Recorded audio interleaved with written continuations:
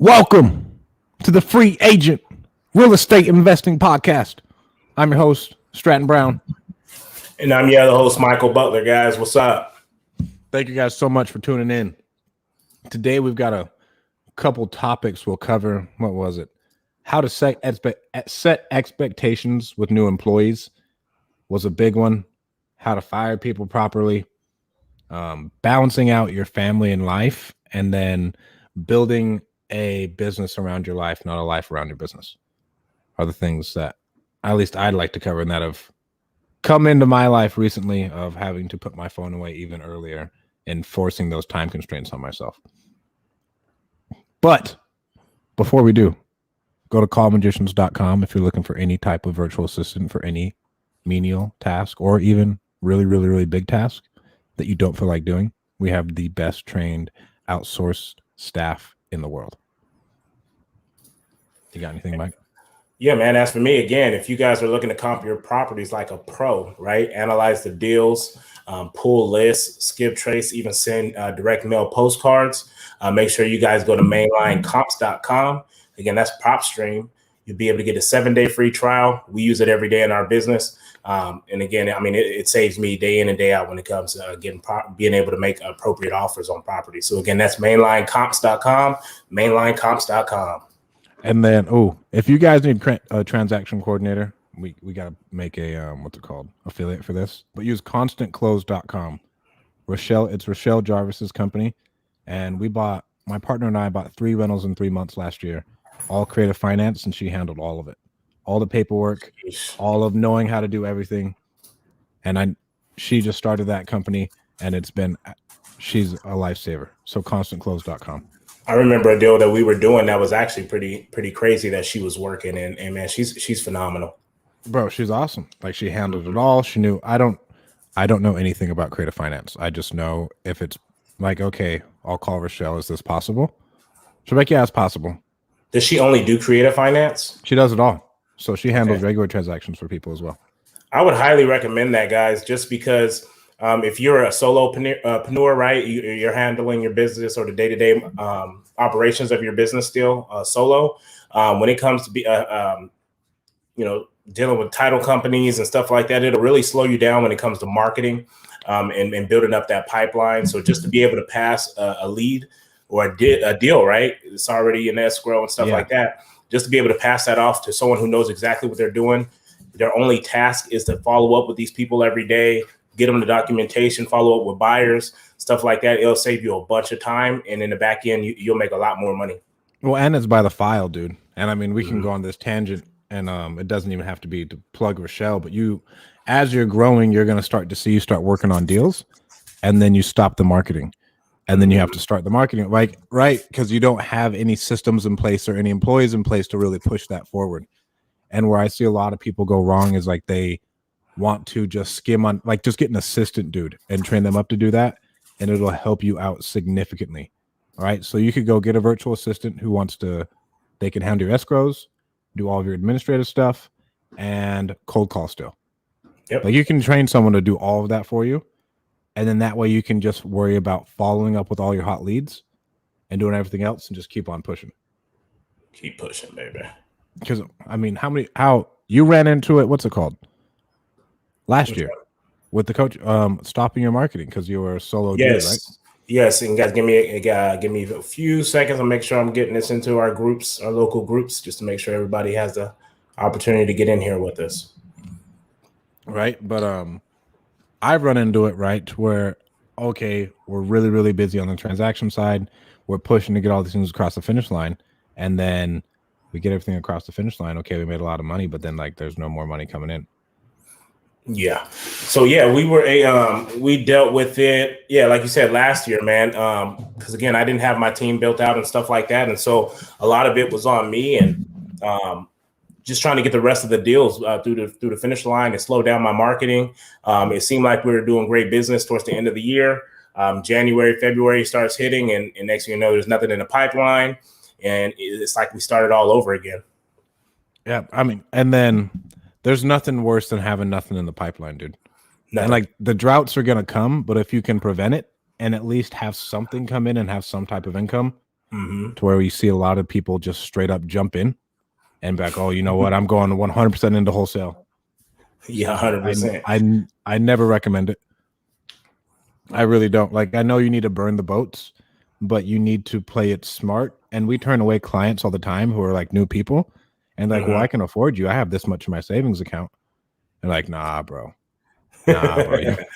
You ain't there yet. Real quick. Shit gets scary real quick. Shit gets scary real quick when you got to start writing checks for marketing instead of fucking gas money. Like, that's not what you want, right? So you want to have something else coming in, paying for that. And I know everybody wants to make it look pretty, like, oh, I'm a full-time entrepreneur, blah, blah, blah. Dudes will take on 3 jobs just to get their own business off the ground. Like, don't let these gurus tell you something different, right? You need to. And the gurus who will tell you something like that, I mean, obviously they've done the business at some point and they have multiple streams of income. So even if their wholesale business isn't doing great, mentoring and coaching and stuff like that, most of these guys have their own coaching programs and, stuff like that. So you're essentially keeping their businesses alive even when they're not thriving themselves, right? Well, and I mean, I just don't think you need to put yourself in that type of a situation. Having been there, of like, Jesus Christ, bro. Okay, what are we gonna do? What do we have to go sell to make sure we can pay rent? To where I was too stubborn to go get a job. And then I eventually had to go get a job, and I could use all of that money from that instead of only relying on my business and killing my business, right? Having to take checks out of my business instead of letting that grow my business. Yep. I'm suffocating my business. And that's something that a lot of people don't see. What Tyrese saying in Fast and the Furious, he was like, you either gonna do this or whatever it may be. He was like, or you can take your ass back to Barstow. He was like, I ain't going back to Barstow. Bro, I ain't going back to Barstow. I ain't going back to Barstow. What's it called? We started just saying we're never driving to Utah again. Like, we're only buying plane tickets. Yeah. Even though I don't know why you're driving anyway. Because it's what's it called? It's like $600 a pop, right? That's a lot of money. A lot of money to drop for a family. It's subjective. Right. Well, I mean, when we're going 3 times a month, it's subjective, but when you're going 3 times a month, fuck, bro. Yeah, it can add up, but hey, if you're making money while you're there, then it doesn't matter. A trip could pay for itself. Well, what I ran into, bro, was the amount of time I would lose by driving. For sure. You said by driving. How long was the drive?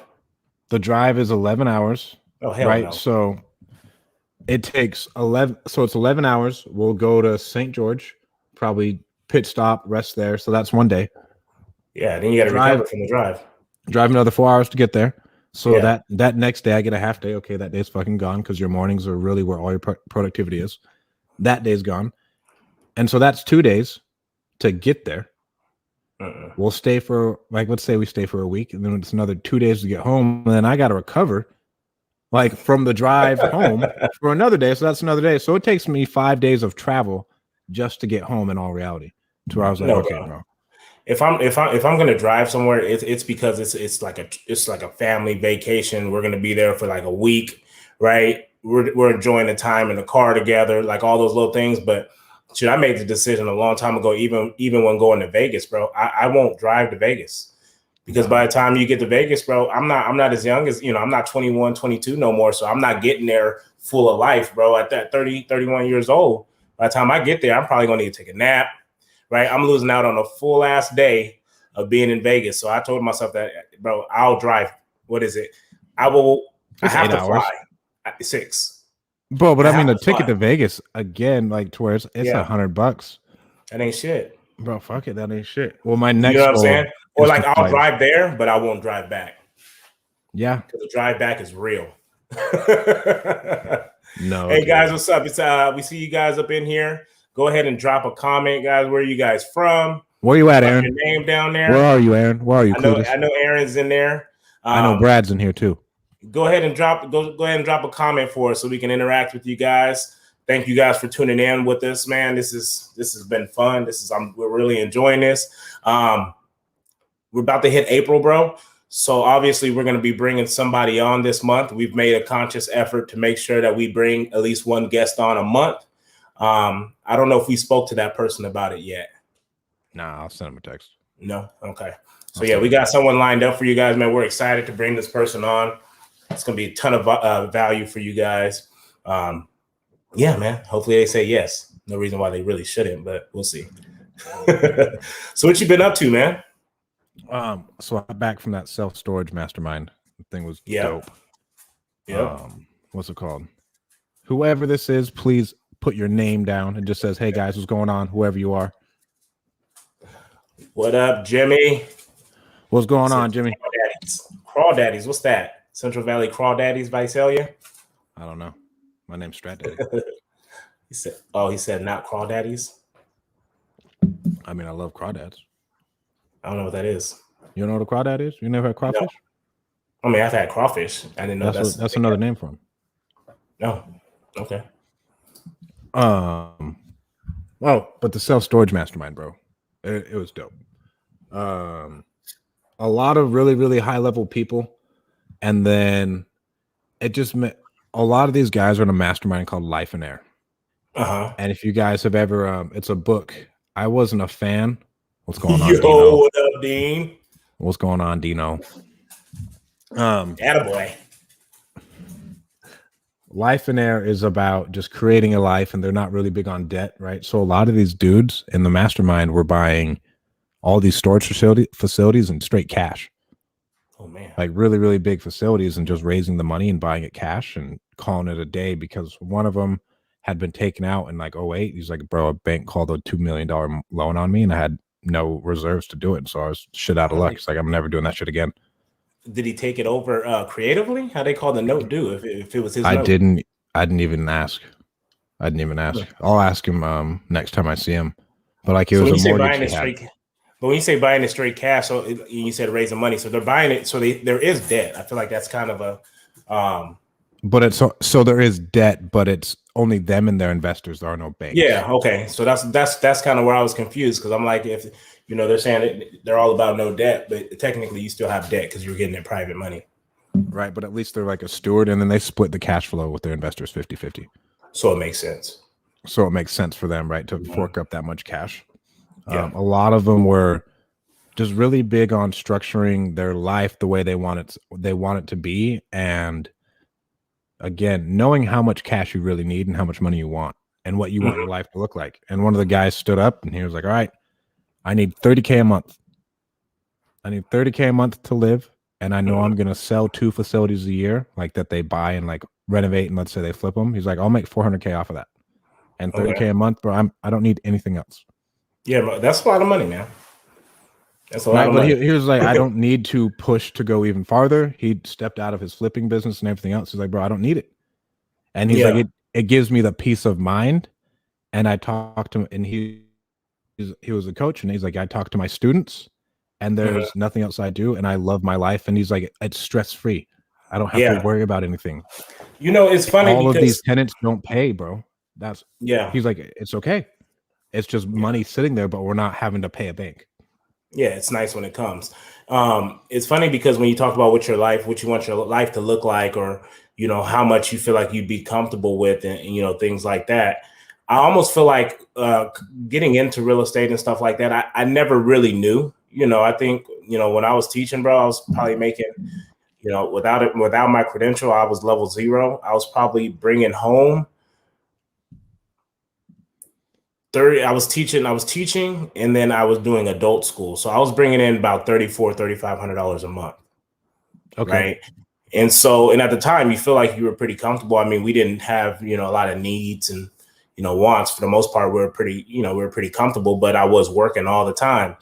And so now, obviously, we make more than what I was doing as a teacher.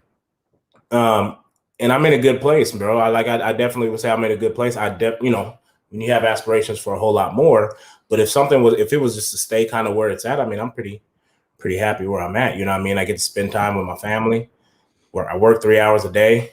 You know what I mean? So I definitely get that. I think you definitely have to start to grow into something, and then kind of what you want your life to be will kind of present itself. Once you start living a certain way, you're like, you know what, I could do this for a while.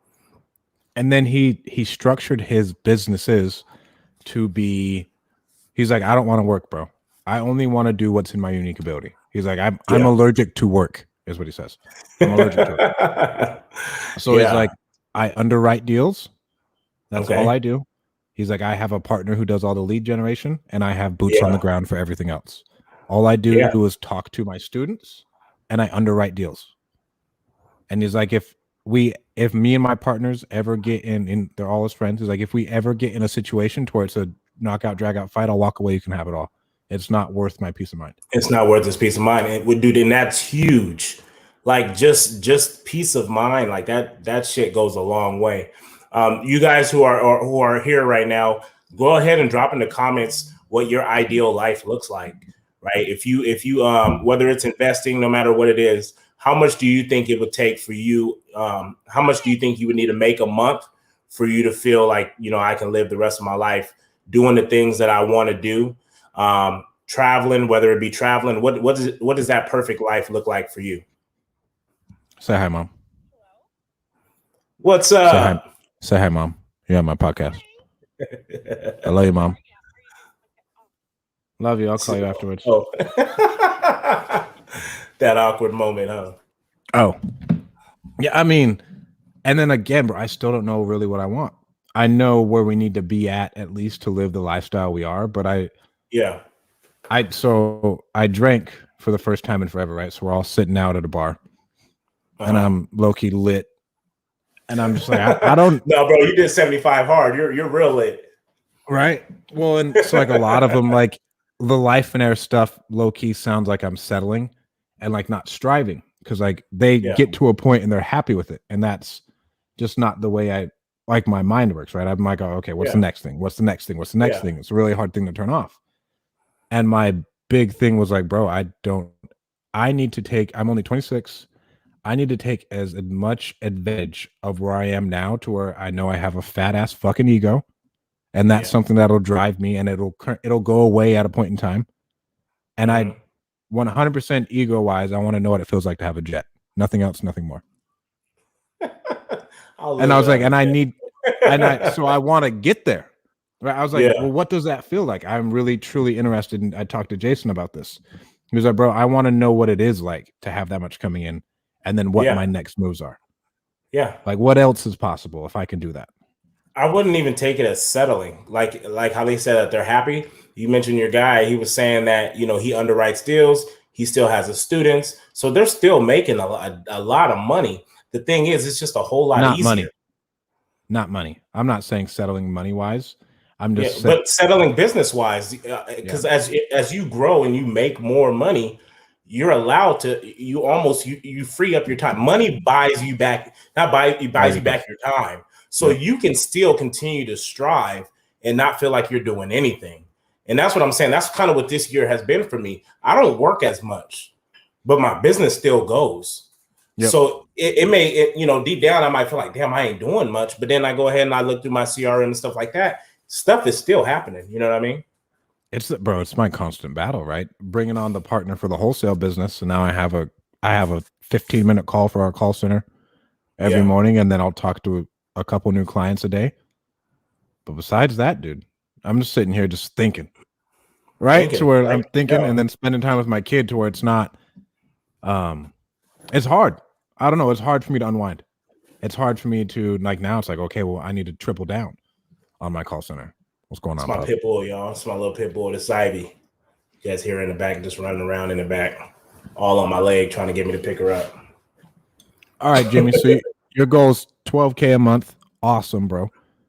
Okay. And then currently bringing in $6K as a data scientist, but I work 10 to 12 hours a day. So ultimately, I'm left tired after the day to enjoy. Yeah, that's hard, bro. It's a lot of hours. It's tough. As a data scientist, what exactly is a data? Are they digging in the data and analyzing it, almost like a data analyst? Send me a PM. I may need to talk to you. I could use you. Sound bias, peace of mind and purpose, building a business with longevity. Yes. It's funny that you talk about longevity. We here in Southeast Fresno, we've had a business freaking phenomenal, man. Sunnyside Deli. They were open for 40 years. It's kind of like the spot, man. You go grab lunch, you go to Sunnyside Deli, and they posted on Facebook. I think earlier this week they posted on Facebook that they're going to be closing their doors after 40 years because of COVID. No, and I thought that was the dopest thing about it. It was just a decision that they've made. You know what I mean? Like you talk about longevity, like how dope is that to start a business and think about where you would have to be when it comes to peace of mind, purpose, right? And just building that business out. Think about where you would have to be able to sit down and just be like, you know what? Let's just close our doors. Like we're in a place in our life where we've made it. The rest of our life, we will be okay. Right. You know what I mean? Like that. You're not working for money anymore. You're not working for money no more. And I think that's the biggest thing when we talk about buying back your time and building out these businesses and legacy and all these things, is to be able to have money gets you the ability to make those decisions, be able to step away and no longer do things for money, right? You start living with a different purpose. I think that I thought that was phenomenal when it sucks for us in Southeast Fresno to no longer have Deli Delicious, Sunnyside Deli, but you know what I mean, like round of applause for them. What, bro? So what's the quote? If you have money, you don't have a problem, right? And I'm talking to my fucking mentor the other day, telling him like, well, I want to do this, but I don't know about this. And he's like, you're thinking way too hard, bro. Call your fucking attorney, write him a check to solve that problem for you, and then keep thinking about other things. He's like, you're worried about too much Mickey Mouse decision making. You just need to. I was like, oh, fuck. Right, but like that's what he said, and you're right. If you have money, you don't have problems. At least Mouse some problems. Decisions. That's crazy. Yeah. Other than like a, hey son. Hey son. Oh man, what's up, Carlos? What's up, Carlos? They just did towards that. They just pushed out their first flip. Oh man, that's awesome, right? Oh yeah.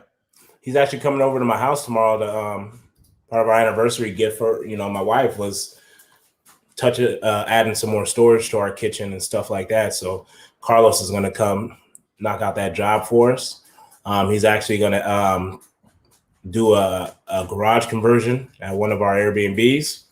Yeah, man, we talk a lot about to Carlos as everyone knows Carlos, and we start talking about he has a lot of stuff going on, and one of the things we've had discussions about is that, man, you need to start building a team, because it's getting to a point where he's almost having to turn down some jobs just because he doesn't have enough people on his team, and so that's definitely what's next for him. I'm excited to see him grow. Him and his wife Martha. Drop your Instagram and phone number in here for people to reach out to you for work. If anybody, sure, yeah. If you guys need any type of work done in your home, man, he's phenomenal. Finishes excellent. I know you do. I know they do great work when my wife loves it, because my wife she's very detail oriented, and she has no complaints. And he did what's it called? He worked on one of mine, Kyle's creative finance deals. The one off of Lyle. Oh, that's right. You did say you worked on Lyle. Yeah, man, he's freaking awesome, man. I highly encourage you guys to reach out to Carlos. And when everyone reaches out to you, Carlos, you make sure that my job still stay a priority, man. Don't little bro me. Don't little bro me. And but this goes into like build it. You don't want to. What's the word? What's what Don told you?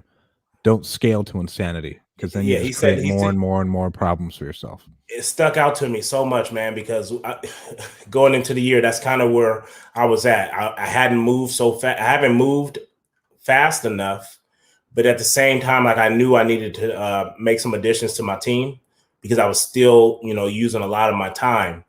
And, coming from an OG, he was just like, don't scale. He said, don't scale so fast to the point that you drive yourself crazy or something like that. Scale to insanity, because you just create more and more problems. And a lot of these, steady. And bro, you start living paycheck to paycheck because you are pushing everything back into it, right? And you're spending so much money that you're almost stressing yourself out, because you done hired 3 new people. You done got into 4 new markets, right? Payroll. And you're doing all this stuff, Payroll. And then you don't even know what your KPIs are. Exactly. So now at that point, you done scaled so fast that you can't even control it. And you're going to be spending money out your ass. And then the next thing you're going to have to do is throttle that shit down. And it was all pointless. Yep. Right. So you don't want to scale yourself to insanity. There we go. CMG Services on Facebook and Instagram. Make sure you guys go ahead and follow Martha and Carlos on Facebook and Instagram. I would highly suggest more Instagram just because you're able to see pictures of the work that they do. Man, awesome family, man. I believe they got like 5 kids. They're all in on the business. Like it's freaking awesome, man. I love it. And then #FresnoHandyman.com. That's right. Let's go back up here with Jimmy. Jimmy had mentioned something. A data scientist discovers knowledge from data using statistics, algorithms, and visualization techniques. I would use some of the 12,000 to fund my PhD in data science. I already have master's degree in it, trying to bless the world with insight. Man, that sounds like some complicated shit. That's all on you, bro. I'm so glad you read that. I'd be having to read stuff for my son. And I just, oh, damn, bro. That's awesome, bro. Like, kudos to you, bro. Real estate's going to be easy. Real estate is what, real estate is the, there's a lot of stupid people in real estate, let's say that, who make a lot of money to where. Do either of you utilize any automation for scaling, or do you rely on other people to do the manual work? Automation, in wholesaling, I would say, shoot, I don't know what's really automated in maybe generating contracts. So right? If I can't automate it, then I delegate it. Yeah, that's the way you got to think about it. So what would you say in wholesaling that we're automating? A lot. You can automate a lot of your follow-ups with certain CRMs. Yes, and then drips and stuff like that. Drips and stuff like that. Automate contracts. What else is automated? We're working on bots to like go pull county records and do some list scrubbing and stuff like that. Man. But after that, you just have to start delegating. And so I'd say I will automate until I absolutely have nothing left to do, and then we have to delegate, and then we have a system in place of SOPs and everything else that person can follow. And one thing I would say, Jimmy, is with you being in the Central Valley, I know a lot of us, when we do look to automate some things, we do have to go to other people throughout the country and stuff like that. I definitely think if you were able to build out something that helps with those drip campaigns, that helps with pulling data from the county, whether that be probate, whatever that may be. I mean, your niche is a need in our industry for sure locally, right? And I think that's how it starts. I mean, you become a superstar in your market, man, and then from that point, I think you can do some great things. Well, I mean, so Investor Lift, they're a dispo app that works really well, to where Nick Perry told me to use it. I think Dean started using it, and a couple of other really, really big nationwide people are using it. Yeah, they did 7 figures in their first 3 months. Their third month, they did 7 figures in a month because of the amount of value that they brought to the community, right? So they saw a need in the market, and they brought it to fruition. And then here you go. Like, that's all business is identifying a need in the market. And so if you do, go ahead, bro. I would say when it comes to automation and stuff like that, like buyers, right? Buyers is one thing that it's hard work to find buyers. And if you were able to come up with something that literally pulled the public data whenever a property was purchased cash, right? And it pulled those buyers and you were able to sell that information. I mean, that people would pay for that, because I think right now you're pretty much just keeping track on, you're going on PropStream and places like that, seeing what's being sold, and then looking at who the buyer was, if it was a cash purchase, right? And we're adding those people to our list now. So if you're able to fix that problem, that would be a good little niche too. What's another one? The likelihood of a seller who's going to sell, to where there's some companies out there who will charge you $70,000 a year to give you a list of people who are likely to sell within the next 90 days, all based off of data science. And people would pay for that. Oh, people pay for it all the time. People would pay for that. And so it's something you can go into. And I know several people who use them who are very successful. And they have, obviously, their back end data science, but that's something you could do. Like, there's so many different niches. You could go into anything you want, right? Because now this is where we're all at least in businesses. I need to know data, where I can automate it. And I will pay a lot of money to get that shit automated. Or if it'll make me more money, like, no, this is what you'll pay, this is what you'll make. Fuck yeah, let's go. Because some of these things are, especially if you can get it as close to a certainty as possible, right? If you're feeding someone 100 leads of people who are 90 to 90, 80 to 100% chance of selling. And it's not a pre-foreclosure, but like you're like, you know what? They have bad credit. Someone just died, and like you narrow it down, and like they'd go off of a ton of different statistics, right? And this is a percentage of these people selling, and you charge $70,000 for 100 people on this list with a high possibility of selling, with the average wholesale fee being $10,000 to $15,000. I mean, you guys do the math. Even if it was $10,000, that's $100,000. Someone will pay $70,000 to make $100,000. Exactly. Okay. And then we stick to the automation in the Airbnb side, right? A lot of that is automation. So you talk about when someone goes, right now we have our pricing automated, right? We go ahead and we put in our base daily rate, and we put in our bottom number. And then from that, based on seasonality, percentages of other properties in the area that's similar to yours, what they're booking at and stuff like that, it literally, I use beyond pricing, and it literally ups and downs my price, and it messes with the algorithm on Airbnb, because it looks like I'm constantly adjusting my prices, which means my listing is going to continue to be, on the top when people go ahead and search in our Fresno market. And I'm not having to do that. Whereas that's a lot of manpower when you have to go in daily and adjust that and, do that research. And then when someone does inquire to book, I believe it's Smart B&B, we send automated messages basically asking them to look at our house rules, stuff like that. Someone checks in, sends them a message, thank you for booking with us. All these little messages and stuff like that, all that is 100% automated. And then like, as you're thinking about building that life, right, you could bring in just a partner. Mm-hmm. Just bring in a partner who handles all the shit you hate, and then it doesn't even feel like work anymore. Bro, he's basically rocket fuel. Yeah. A visionary and an integrator. He's basically an integrator. And I'm going to tell you now, integrators are dime a dozens. They are not a dime a dozen. They are impossible to find. I'm like juiced having you on here because I'm like, shit. Whoo!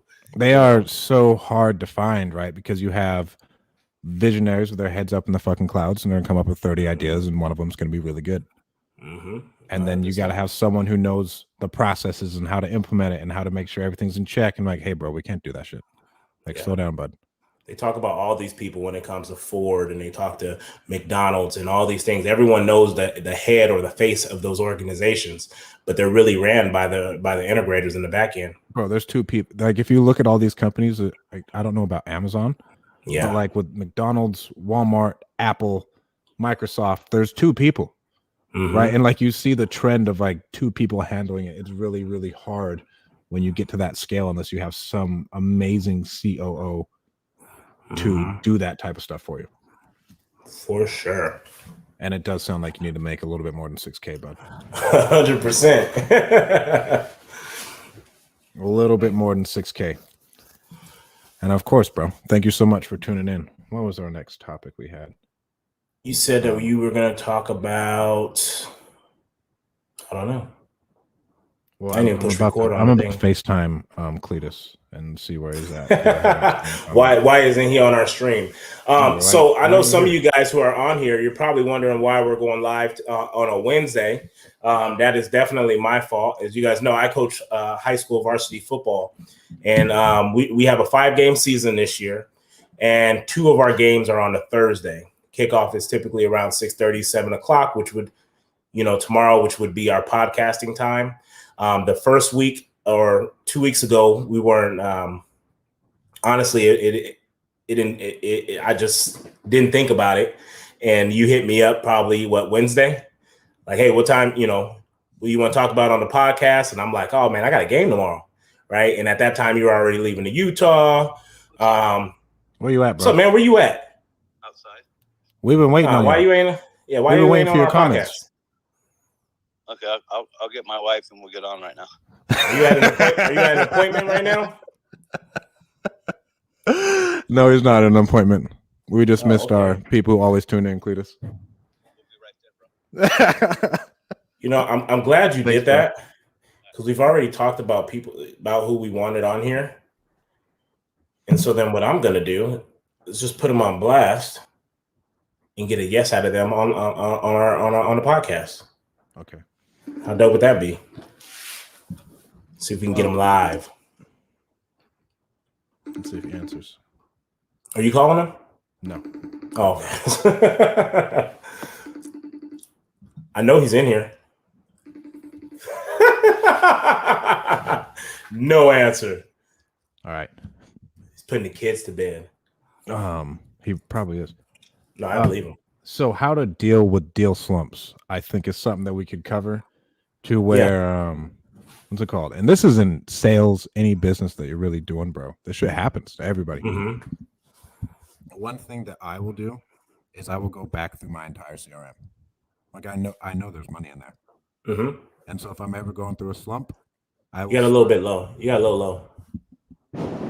That better? Yeah, it's way better. There we go. If I'm ever going through a slump, I will go through my entire CRM, or I'll have our people go through our entire CRM, and then we'll make at least 5 offers a day. Yeah. Hey, Aaron. I love it. I love it. Oh, yeah. But no, that's a good tip, bro. Go through your CRM 100% because they're in there for a reason. They're in there for a reason. You can go. I would legitimately go, and I just go make 5 lowball stuff for sale by owners. Like I need to be here. I need to be here. I need to be here, just to get some momentum going, and seeing what else I could stir up. Yeah. What else would I do? And then I would try and get momentum in other ways, right? So 75 hard just brought momentum into my life. Period. Yeah. Excuse me. To where I thought stuff was going down, down, down, down. To where now, like, it feels like a lot more is just coming to me. Phone call. Here we go. What up, baby? What's good, baby? What's going on, Dino? Hey, Dean, got a question. What's good? You want to be on our podcast this month? Let's make it happen. Let's make it happen. We haven't asked yet, and we said that we were going to ask you. Let's make it official. Yeah, that's right, guys. This is Facebook official, baby, like a relationship. Like a relationship. Can't go back now. Can't go back now. So you guys make sure you tune in maybe next week or the following week. We're gonna have Dean Rogers on here, guys. Dino Bringing hella value. Thank you, man. Do it. Let's go put those kids back to sleep. I'm getting back in the trenches. All righty, man. All right, man. Catch you later. All right. Later. That's how you get a yes. That's how you get a yes. So what were we saying? Going through your CRM. Going right? through your CRM. You're in a slump. You making as many offers deals. as possible, bro. I would go just make fucking lowball offers to all your dead leads. Like, so just here's another thing I going. did. So I started with PropStream, right? How you can send postcards.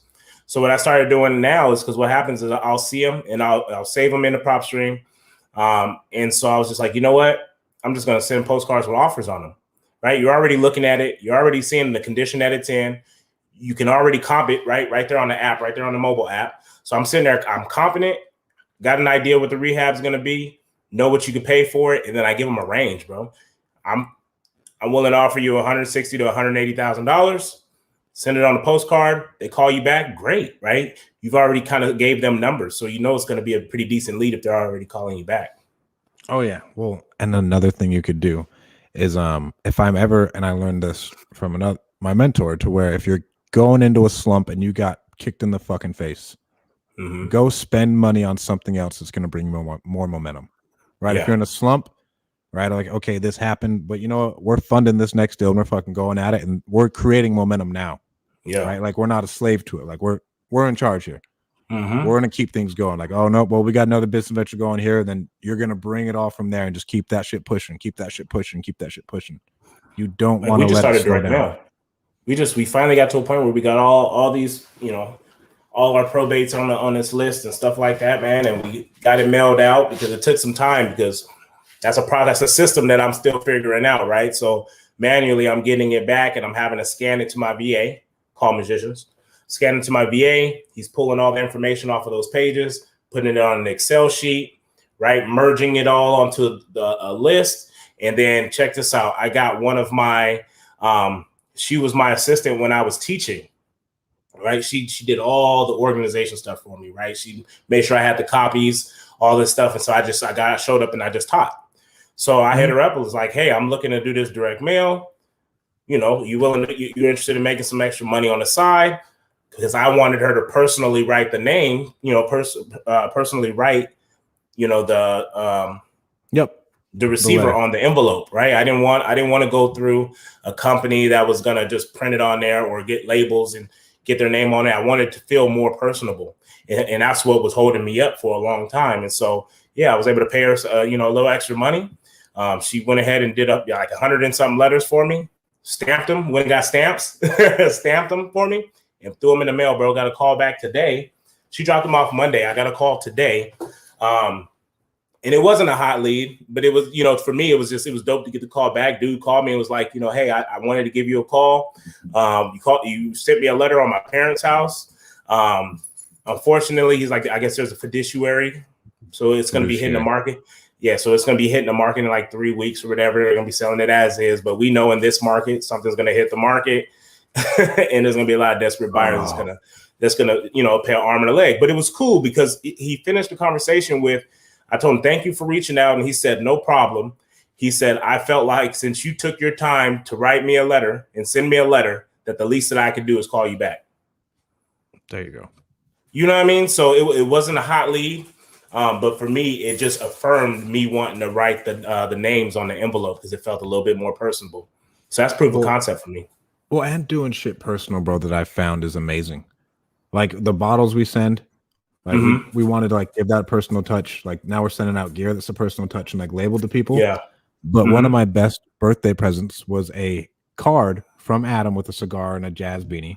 And it was a handwritten card saying Adam a badge, and I open it and it was handwritten. I was like, bro, that's dope. Like just the little stuff.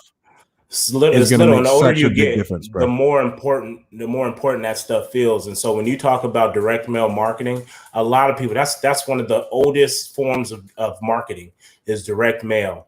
And I think when you start to do it at scale, it literally just becomes a process that's automated. It's printed, right? People look at it and they're like, oh, it's junk.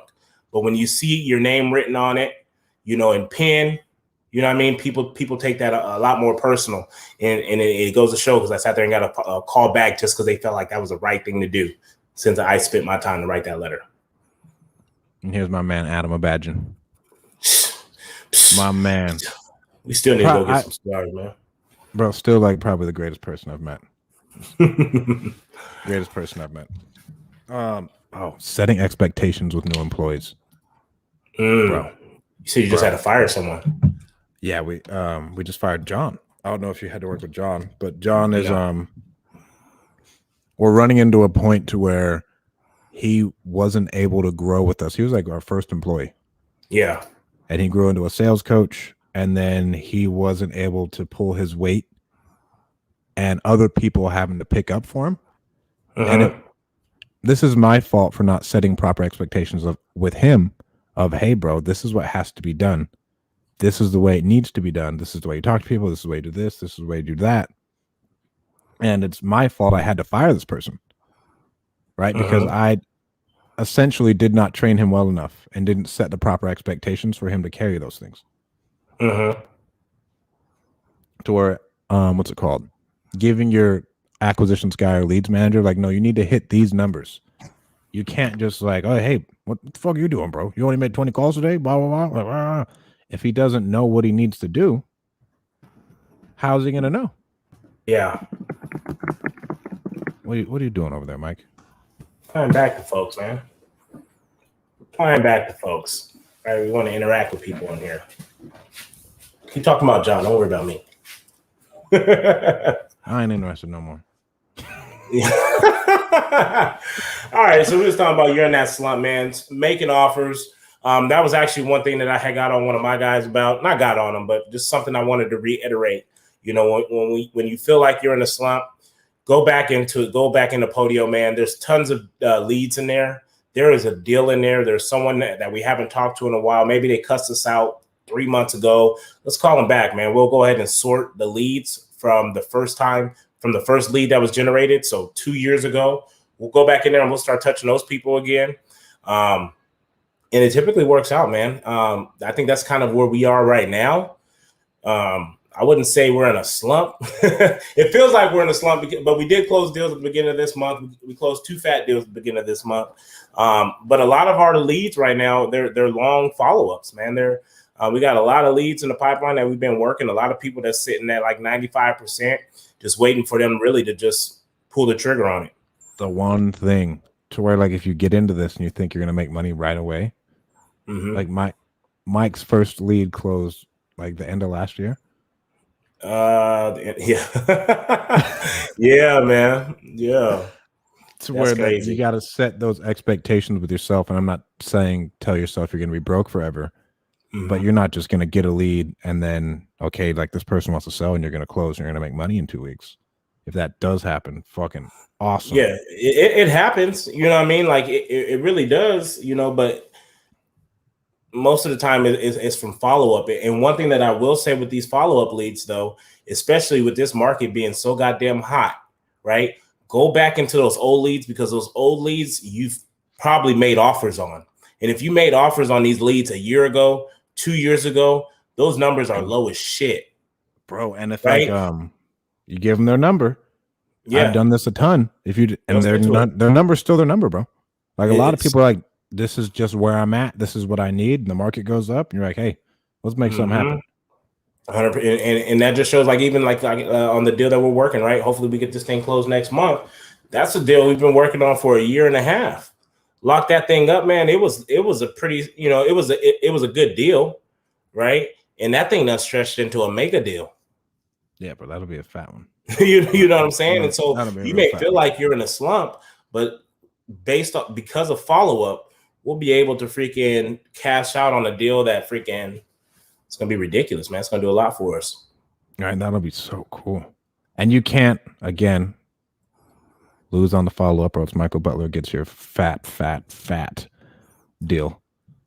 Extremely fat deal, right? Because someone's always there. Yep. And they love it, man. You know what? You look persistent. You know, it feels, you know, they build a relationship with you, calling and checking up on them. Hey, how you doing? Oh, man, we still haven't got to the point that we're looking forward to the house. And I'm not even worried about the house, man. I'm calling to see what's up with you. You know what I mean? Like, that's what they like to hear. It gives you time to build rapport. And that's what makes cold calling good, right? Well, what I truly think, right? Because you called this person. They, for some reason, they happen to answer your phone call, nobody else's. And then you're talking to this person for the next 2 years. Or you're talking to this person for the next 6 months. And it's only you. And then, like, you've built rapport over these last 6 months. And it's just like, okay, hey, man, what's going on?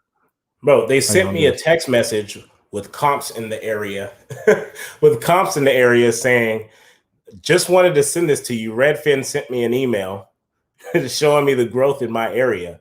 But just so you know, we're sticking to the price that you offered us, because it was a good price for us at the time. But man, you're gonna make it out pretty good. Right? You know, and that's what happens when you're honest with people, man, and you just tell them, can I make a little bit more money on this? Yes.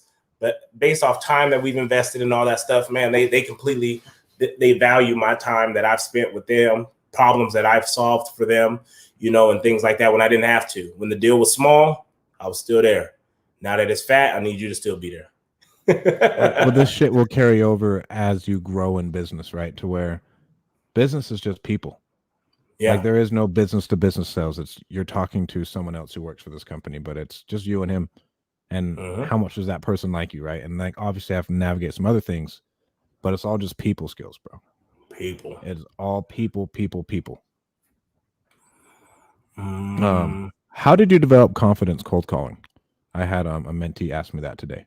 He was like, bro, how are you so comfortable cold calling? I was like, I mean, I got my face kicked in for a year and a half. Get my face kicked in. Once you realize that, you know, fuck. It's nerve-wracking, man. I ain't gonna lie. I mean, you get on there. I still get on there sometimes hesitating and stuff like that. But I just got to remind myself, like, you know, this is just a conversation. This is someone that I'm looking to bring value to. You know, if that's not something that they're interested in, I'm more than okay with it. Like, please hurry up and just tell me no or to fuck off so I can get to the next person. And so that's really what it is. You just get your face kicked in for so long, you start realizing that, you know, at the end of the day, if they're not answering the questions that you're asking, they're not motivated enough for you to be on the phone with them. They ain't engaging with you, bro. Just get over it. There's no need to be forcing people to have this conversation. Well, before you hang up, like, nah, fucking let them go.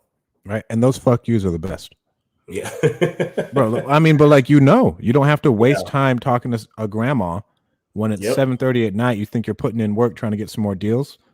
And then there's grandma sitting there talking your ear off. And instead, the dude before that said, fuck you. And then you could get your time back and go on to the next one.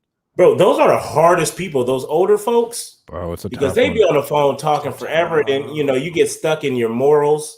You're like, I don't want to rush them off the phone. I don't want to be rude. I don't want, they just looking for someone to talk to.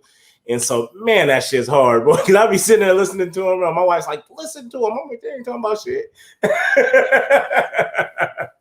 I knew this wasn't a deal 2 minutes into the phone call. Bro, you knew it wasn't a deal. What's it called? Gerald at the very beginning, bro, was talking to people for hours. Like, he told me he talked to one dude for 12 hours. Like, he talked to a dude 6 hours one time and 6 hours another time, like over at his house. He's like, bud, what are you doing? I was like, you need to get that sales process dialed in, son. The longest conversations I've had was probably with those Lamore deals. Oh, she the was lady out in Texas, bro. She was a talker. She was a talker. It happens. Oh yeah. Or Dean's commercial comes on while you're talking to them, and then they say, "Oh, I'm gonna go with that guy." Oh, that guy. I'm gonna go with that guy. I'm just waiting for the time when Dean's walking around and they're like, "Hey, are you the guy off the commercial?" Oh yeah. Well, I mean, he doesn't live up here, right? But if he's up here and just walking around, hey, I saw your commercial. I'm gonna have to get a commercial just so I can have somebody say that to me. But that's the what's it called? Nice part about internet, like why we do this podcast, right? Because it brings authority.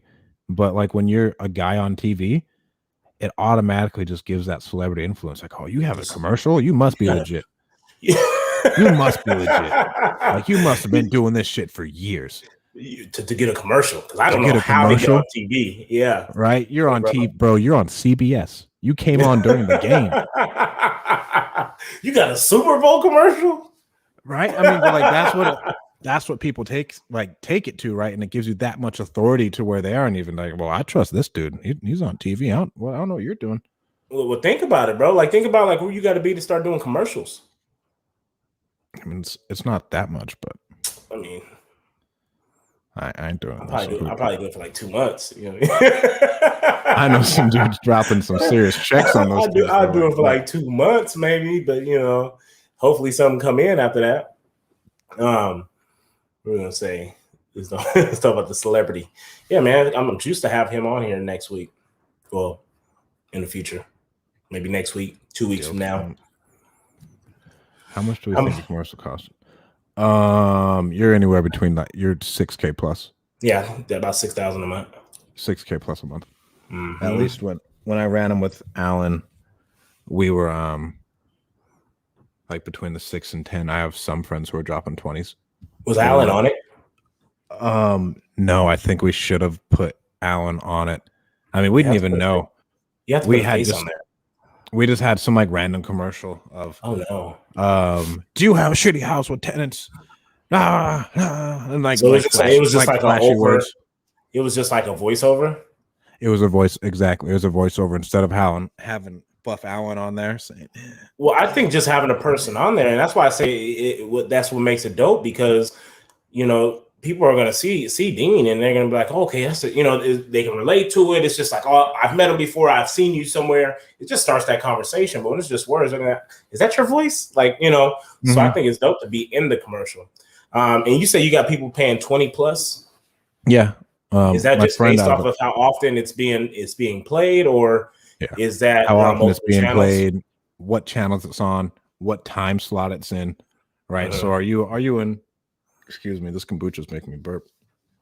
Are you at like 7 o'clock news, right? To where all the old people are watching that shit. Yeah. Like, are you getting that middle slot right before the weather? Yeah. Right. I mean, that's an expensive slot. Yeah. Right. To where you're placing those strategically. Are you on during the middle? We tried playing with it like on during the middle of the day during Mario. I was like, nah, these motherfuckers are gonna sell. If you're at home watching Mario all day, and you see this commercial, you need me. You need me. You watch Judge Judy, Mario. I'm about to offer you 60,000, and you gonna jump at it, baby. 60,000. Hell yeah. Well, how soon you want to sell? Tomorrow. I would have sold it yesterday if your commercial came on yesterday. Right. So but it was interesting. We didn't get that much traction off it, but now like talking to people now and the way they have it structured, I think we could have done a lot of damage. Well, there's people now who I don't think it's necessarily that you're paying for the slots now. I think it may just be like they're going to play you a couple times, not a couple times throughout the day, but I think it's just random, on how they do it, or just, the people that you're paying to do it, they kind of already have their system to it. So you're really paying for their system, and their system at that point, if you're paying for someone's system, it's already proven to work. Right. And I mean, it's, what's it called? Like having someone run your Facebook ads. You're paying that company to run your Facebook ads in the right places. Yeah. And then they generate all the ads. That's the best way I could put it. 100%. Yeah, man, TV. That's dope. I don't like Facebook ads for real estate. I'm just going to let you guys know. There's people who freaking kill it. I've talked to many people. And it's not working? People. It's not working? It has been tough. I can see that. What's it called? Matty G dropped 50, made 55. We dropped like 3 and not even like a lead. We got 1 lead. The rest of them were renters or people we could not get a hold of. Yeah, no, yeah. See, and I like to use the ads more for like content, just spreading the word on our podcast, just getting it on. I love Instagram ads, man. I love people just being able to scroll through their feed and they see me every 5 minutes. Right? Because let me put this in my calendar. They may say, oh, the podcast come on Wednesday this week at 7:00. Let me put it in my calendar, but then they fucking forget because they're still fucking scrolling through Instagram, and then it pops up again. I'm like, oh shit. That's what I like about the Instagram ads. Well, I mean, I think social media ads are amazing. It just depends on like your target. Yeah, your target. 100%. Your target. That's why I thought TV was freaking awesome, especially like what you're targeting. It's not cable, it's local channels, right? Who's watching the local channels? Typically the people that can't afford their cable, right? And if they can't afford the people, or the older people, right? They're watching the news, watching their their novellas, right? I think you said Steve and Max and them. They did one. Max did a commercial on the Spanish channel. I still think Steve should have done it, but yeah. Well, Max is speaking Spanish though. Yeah, Steve could do it. No, bro. No. You don't think it's funny? I thought it was funny. I commented on that shit. I think when it comes to the Mexicans, it's one of those things where they see their own people, man. They see it on that channel. You speaking that Spanish, that it's just trust. You know what I mean? Like it's for everything though, bro. For everything, but what I'm saying, like I think if you would have seen Steve on the Spanish channel coming on after the novellas, you just wouldn't trust it, right? You know what I mean? That's just like watching BET and this white man come on there talking about you want to sell your house. Like, bro, what? How'd you get on BET? You know what I'm saying? Like, no. I feel that, bro. Play into these things. Steve-O. What books are you on right now, dude? Man, I haven't been reading books. I haven't been reading. I'm still listening to the Zig Ziglar book in the car every once in a while. I haven't talked to many sellers, so I try not to listen to stuff that's not going to pertain to what I'm doing at the moment. But when I have like certain leads or I'm going to be negotiating or something like that, I like to throw on the Zig Ziglar and listen to just the tone and just how he sets things up, and so it definitely helps me going into those conversations. And that was that, man. So I typically read as needed, if that makes any sense. If I'm feeling down, I'm listening to something a little bit, motivational. You know what I mean? Yeah, I'll start listening to stuff like that. So that's kind of been that. I think kind of throw a little curveball. Started a little diet today. Oh yeah, I did want to talk about that. Fuck yeah. What? Fuck yeah. Good for you, bro. Yeah, bro. I started a diet because I talk to people all the time. Like when I gain weight, man, I know I'm gaining weight, but I'm not a person that can just be like, hey, I'm just going to change my eating habits right now. Like I literally have to be to a point where I'm looking in the mirror and I'm like fucking like, ugh. Like, you know what I mean? Because then I have to get myself to a point to where you're fed that old football player mentality pops up. And, because I know I got drive, but the drive ain't coming when you don't feel like you need the drive. You know what I mean? Like I almost got to put my Exactly. back against the wall. Gotta let my belly start hanging. You know what I mean? And I look in the mirror and I'm like, oh hell no. You know, you gotta let yourself go. You know what I mean? I gotta start feeling like that. And so I hit up my girl Becky. She has her clean eats on Instagram. Shout out Clean with a K. And she used to do dietary meals for I think at the hospital. So I thought that was really cool because you have some meal prep places where it's kind of like this is our menu for the week. What do you like? Whereas she sends out a email to you. You pretty much mark off the things that you like, the things you don't like, and you just tell her kind of what your goal is, and she preps your meals for that week accordingly. So I had hit her up and was like, hey, I need 10 meals this week. Got to get rid of this gut. And I have no idea what she's gonna give me, bro. We go pick it up, and of course my wife's in the car, so she's gonna sell me out on everything. We go pick up the meals. She's like, hey, I had to put the bowls in the bag. They kept falling over or whatever it was. And I was like, are those salads? And she was like, yeah, you said you was ready to get rid of that gut, right? And I was like, you cold for that one. She's like, there's no carbs in there. She was like, so we're just going to start you off no carbs all this week. And so I'm just like, man. Bro, you ready to start 75 hard with me? No. Why? Because I don't want to commit to having to do 2 45-minute workouts a day. I'll do them with you. No, I don't want to do that. We can hoop. I want to fucking play basketball. We can go do one-on-ones. Bro, I work out by walking. I'll go walk for 45 minutes and I'll hop on that damn Peloton for 30 minutes. I'm not playing basketball. I'm not playing flag football. I'm not doing none of that shit. I mean, I go walk in the mornings. I don't count that, right? I go walk. It works for me. I lost 60 pounds walking for an hour on a treadmill at GB3 all the time, bro. It dropped like crazy. I changed my diet. What's your goal? I walk. What's your goal for this? I typically don't really. I just kind of go until I feel like I'm looking in the mirror and I feel good about myself. That's what I did. You know what I mean? Like I would say I want to get under 300 pounds, but fuck, I get to 300. I've always said I wanted to be around 250. Right? What were you in college? I graduated at 262. Which, at the point I felt heavy, but I ran a 4.74 at 262. Right. And so since in my adult life, right, I've gotten up to like when I got up to 300, I ended up getting down to about 260. And then I felt like I was getting too thin. Right. So I stopped. Bro, I was losing it too fast, bro. And so then I kind of just stopped. And then I got up to like 320. And I was like, oh shit, I ain't never weighed this much. Right. Got back down to 290. And I was like, whew. Looking down on myself, putting on some clothes, feeling myself. And that's just kind of where I fluctuate, man, between 290, 300. I got a lot of energy. I feel good, look good, looking like a full-blown ass snack. So that's typically like my goal, get to about 290, 300. Have you gotten to the point to where it's hard for you to put your socks on? Like I got there. Oh, bro, for sure. For sure. Yeah. Don't try getting dressed when you get out the shower, bro. I gotta sit around for a little bit, bro. Those socks would be real hard to put on when your feet is a little, bro.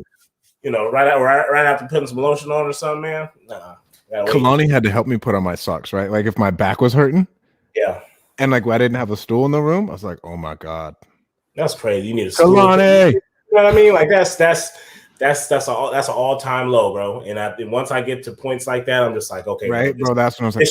This shit's embarrassing, bro. Or you start putting on the shirt that you bought a little big, and you're like, I might need to get a bigger shirt. That's one thing I refuse to do. I refuse to buy bigger clothes.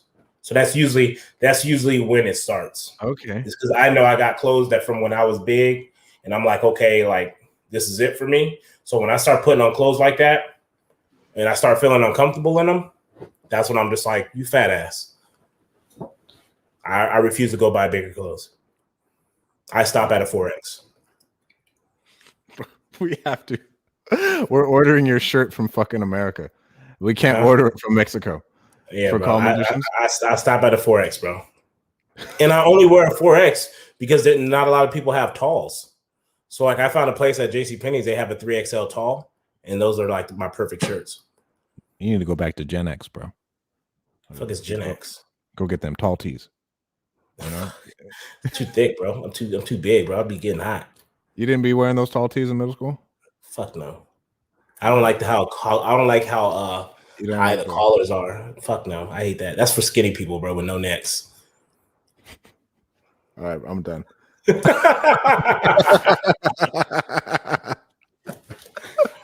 Fuck you. That's a skinny post with no necks because then it don't feel so tight, bro. I'll wear that shit. Feel like it's down there. I'm over here like this. Peloton real estate mastermind, make it a thing. Bro, I love my Peloton, man. I haven't been on it. I told you. I told you. Bro, I'm gonna use it though. Bro, when I was at my best, bro, I was spinning 3 times a week. I'd go to GB3. I took the 5 a.m. spin class for the hour, and that was my go-to, bro. I'd walk 2 days a week, and I'd spend 3 days a week. And I'm telling you, the shit, just like if you're watching what you're eating, bro, and you hop on that damn bike, I used to do about an hour, 45 minutes to an hour, bro. That shit just drops off of you so fast. I think I've gained 10 pounds since fucking Saturday with the amount of nonsense I've been eating. Like I looked in the mirror today, I was like, oh wow. Like bloated, bro. Today I went to the gas station. I bought gummy worms, fruit roll-ups, Muddy Buddies, fruit by the foot, and a couple other things. Bro, the sugar is what it gets you. Yeah, I mean, but I'm starting 75 hard again on Monday. Like that's why like when I get fat, I feel like people stress the fuck out when they get fat. Like when I get fat, I know exactly what contributed to me getting fat because I know how my body works. You know what I mean? Like I know my belly getting big or I know I'm gaining weight because I keep getting fucking these these coffees with the creamer and you know what I mean, the peppermint sprinkles on the top of it with the cold, the soft foam or whatever on the top of it. Like I know all that shit's going straight to the gut. Bro, I'm telling you, I cut that stuff out. I can lose 20 to 30 pounds in a month and a half. Why don't you want to get down to 200? What? Why not go down to 200? I don't want to be skinny. But you won't be skinny. You'll be yoked. Like, let's say you get down to 225. You look like The Rock. Bro, I get to 290 and I feel like I'm going to blow away. Be real now. I'm dead ass serious, bro. I get to 290. I get to 290, bro. And be real, son. I'm thin. Be real, son. I'm 6'3", bro. I can do shit like that. I'm 6'2". Yeah, you're 6'2". And you weigh how much? I haven't weighed myself. Like you're little as shit, bro. What are you talking about, bro? You're little. I'm not. I refuse to have someone look at me the way I look at you. Bro. You know, I start feeling like I'm a safety or a DB or something. You know what I mean? I can't live the life of a DB. You ain't pretty enough. This motherfucker. Wait till I get a commercial. All right, man. Hey, thank y'all for tuning in with us. Blake, Aaron, Adam, my other man up there, that was my data analyst. Jimmy. Yeah, my boy Jimmy, Martha, Carlos. Make sure you guys go follow CMG Services on Instagram if you're looking to get some stuff, some flips done. If you guys are on here, you've seen we FaceTime Dean Rogers, right? He's going to be with us. And Cletus. Dean is going to be on our podcast in the next 2 weeks or so. And then boom, to wrap it up, guys, if you're looking to comp your properties, you're looking to send direct mail, analyze these properties, analyze these deals, right? Make great offers.